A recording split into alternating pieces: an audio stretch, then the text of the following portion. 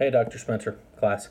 So this assignment was going over um, change and how we move forward when we have resistance to change. So we dealt with this about 3 years ago. Within the Texas Department of Public Safety, we have about 110, 115 crime analysts. So they work generally all the way from tactical support, supporting officers with long term or even short term investigations in our 24/7 watch center, as well as people who assist with long term cases. They can be Texas Ranger investigations, or CID investigations, or specialty investigations on human trafficking, public corruption, or human trafficking, public corruption, or other. We have sex crimes specialists. Um, so we had an old training program that was actually built off of a old DHS model. But there were some issues with that. The issues being that it was made for a DHS, a national intelligence analyst, and they focused a whole lot on terrorism and talked about a bunch of stuff that was not really crime related, and they mentioned nothing or very little. They had a small snippet to deal with law, but nothing really that focused on the Texas Penal Code. So me and my former boss, he's left, gone on to a bigger and better job. We sat down and we brainstormed a few times in his office ways to make that better. I'd already been teaching as an adjunct, and I made a bachelor's program in criminal justice, kind of as a contractor about 7 years ago, 6 years ago now.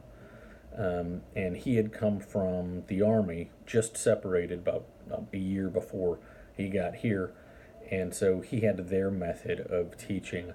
They had a specific way that they taught the adult learning model there. So we took the old material and we started to think about how we could make that better. But then we stopped there because we knew that we needed to get our bosses' approval to move forward. We also knew that we really needed buy-in from all of the supervisors of these analysts.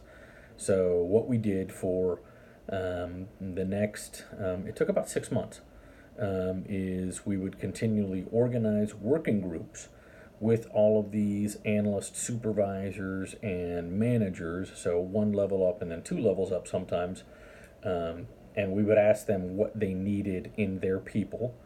And we had already compiled a list of things that the Department of Justice, Department of State, Department of Homeland Security all talked about in their analytical programs. So we had all of these things and some requirements that we had from DHS because we are a fusion center, as well as from our governor, some things that he wanted to focus on, with a few tweaks or a few additions based on what's going on with the legislature, or something that our DPS director or our division director at Intelligence and Counterterrorism wanted to put in. So we sat down and we had these working groups and we spitballed these ideas, so that in all of these different classes we put together, we had content that was coming not from just me or just my boss, but it was actually coming from the people who'd be supervising these people. So we wanted to make sure that their people were doing what they wanted them to do right away, or they would be at least conversant in the issues. They wouldn't know it 100%. They wouldn't know backwards and forwards.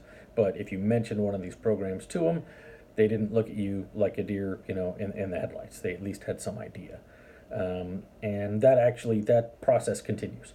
So we have an academy that is a 5 week introduction to DPS, to intelligence analysis, to crime analysis, criminal justice topics, and then we have essentially electives, a 2 day to 3 day, or maybe even 4 day elective that specializes analysts in certain niche areas.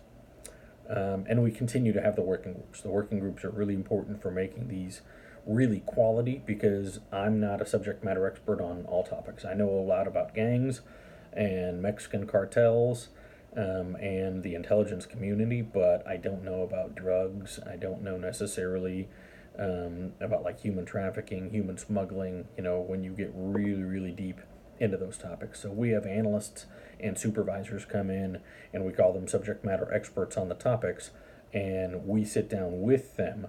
So they give us some ideas and we help them package it. So we're looking at things according to Bloom's taxonomy and those sorts of things. So that was how we pushed through some initial resistance. Was really, making them participate. Really, putting together working groups, getting buy-in. So they naturally they can't come back to us now and say, "Oh, your program's garbage," because you were part of our program of putting it together. So for me, I think forcing them to actually be a part of it, but actually also taking in their comments. We didn't take every suggestion, but we took some. There were some that were feasible. There were some that would make our program better, but we would still retain some ownership of it. So we put those things in practice. Thanks, y'all. See you later.